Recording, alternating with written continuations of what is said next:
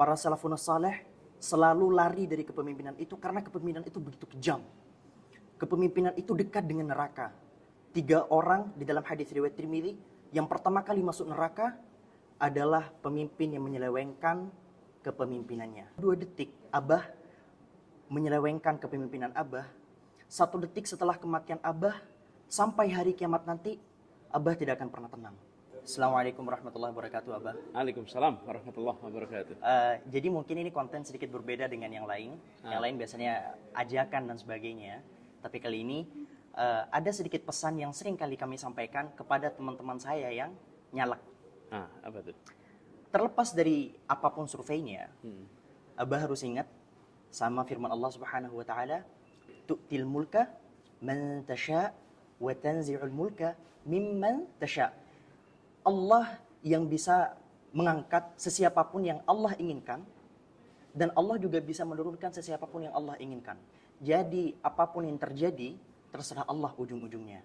Dan siapa tahu harapan kami bahwa apabila nanti Abah memimpin, kami berharap bahwa Abah nanti bisa punya mentalitas layaknya Sayyidina Umar ibn Abdul Aziz. Beliau pernah berkata bahwa andai kata ada kambing yang mati sia-sia di pinggiran sungai Efrat, niscaya itu merupakan bagian dari tanggung jawabku. Ya, dan perlu Abah ingat, maaf Abah kalau ini kesannya agak sedikit terkesan menggurui, tapi perlu kami ingatkan banget.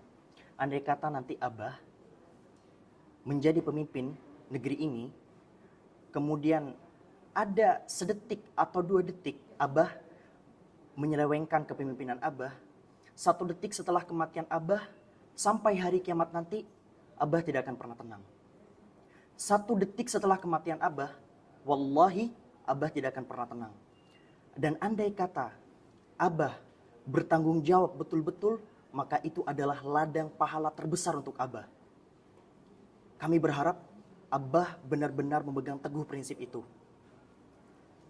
Ingat bahwa pemimpin itu banyak orang-orang yang lari darinya. Para salafun saleh selalu lari dari kepemimpinan itu karena kepemimpinan itu begitu kejam. Kepemimpinan itu dekat dengan neraka. 3 orang di dalam hadis riwayat Tirmidzi, yang pertama kali masuk neraka adalah pemimpin yang menyelewengkan kepemimpinannya. Maka kami berharap, Abah, kami datang dengan penuh harapan. Kami datang tanpa bayaran. Kami berharap Abah bisa memegang teguh prinsip kepemimpinan yang sebenarnya. Insya Allah. Dan perjalanan yang penuh dengan tantangan ini juga kita yakini bahwa semua rekayasa-rekayasa yang kita hadapi ini nggak akan mungkin bisa mengalahkan rekayasa Allah. Wa makaru wa makarullah. Wallahu khairul makirin. Nah, jadi kita pegang itu sebagai bagian ikhtiar. Nantinya pada saat mengambil keputusan, kita akan selalu berada di dilema. Tidak semua keputusan sesuai dengan teori. ya. Tidak semua keputusan itu adalah sesuatu yang sesuai dengan yang seharusnya. Di dalam mengambil keputusan, karena itulah disebut kebijaksanaan. Iya. Karena harus mengambil keputusan dalam situasi-situasi yang penuh dengan dilema. Saya beri contoh. Ya. Contoh boleh ya? Boleh. Nih, misalnya ini di sini ada rumah sakit. Lalu di sini Kadam sedang berada di sini. Jalan di sini satu arah Kadam. Dari sini ke sini arahnya jalan. Kadam sedang berada di sini. Pas Kadam di sini ada kecelakaan di sini. Tabrakan keras. Korbannya jatuh. Lalu Kadam lihat kondisinya berat. Harus dibawa ke rumah sakit. Ya. Lalu ada dilema.